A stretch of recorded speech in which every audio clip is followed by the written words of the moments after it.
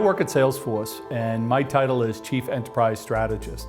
I'm part of the marketing strategy team, and what I do is I spend most of my time looking for new opportunities for Salesforce to expand within the enterprise. And a particular passion of mine happens to be the supply chain. So I joined here in October 2011 with the whole idea of moving Salesforce into the supply chain.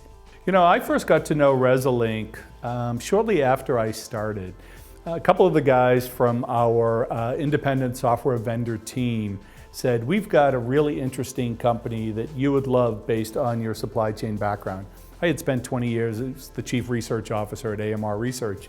So Bindia and her husband came in to show me the product, and I was blown away. I mean, we spent a lot of time at AMR Research talking about how to mitigate risk within the supply chain environment, but it was always academic because there were no tools for really doing it.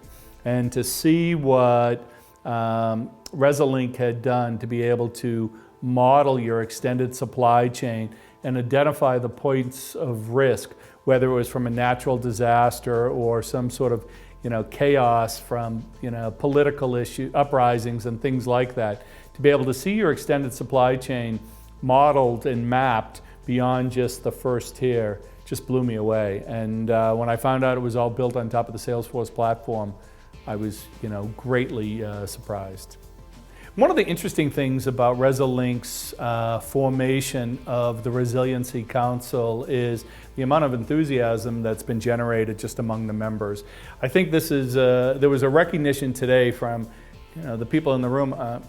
These are all people with probably 30 plus years experience in supply chain, that there's a need to have a dialogue for some of the issues that are going to cause, that could continue to cause disruptions in the supply chain, and how do we work to mitigate that. So, I mean, I love the interactions today. You had leaders from high tech, from life sciences and biotech, from automotive, and I think that's great. And I'm looking forward to the future where we've got a lot more life sciences companies, we've got food and consumer goods, and even retailers saying, hey, I'm really worried about risk in the supply chain. Whether it's, in the case of retail or consumer products, it might be product safety or food safety.